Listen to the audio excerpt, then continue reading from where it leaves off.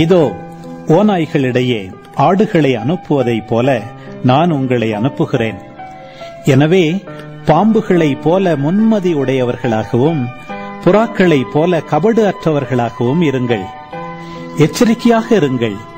ஏனெனில் மனிதர்கள் உங்களை யூத சங்கங்களிடம் ஒப்புவிப்பார்கள்.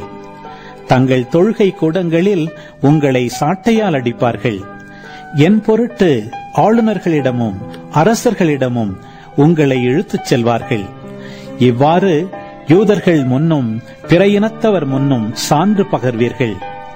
இப்படி அவர்கள் உங்களை ஒப்புவிக்கும் பொழுது என்ன பேசுவது, எப்படி பேசுவது என நீங்கள் கவலைப்பட வேண்டாம்.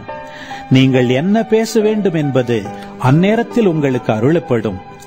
ஏனெனில் பேசுபவர் நீங்கள் அல்ல, மாறாக உங்கள் தந்தையின் ஆவியாரே உங்கள் வழியாய் பேசுவார். சகோதரர் சகோதரிகள் தம் உடன் சகோதரர் சகோதரிகளையும் தந்தையர் பிள்ளைகளையும் கொல்வதற்கென ஒப்புவிப்பார்கள். பிள்ளைகள் பெற்றோர்க்கு எதிராக எழுந்து அவர்களை கொல்வார்கள்.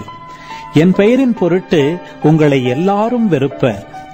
இறுதி வரை மன உறுதியுடன் இருப்போரே மீட்கப்படுவர். அவர்கள் உங்களை ஒரு நகரில் துன்புறுத்தினால் வேறொரு நகருக்கு ஓடிப்போங்கள்.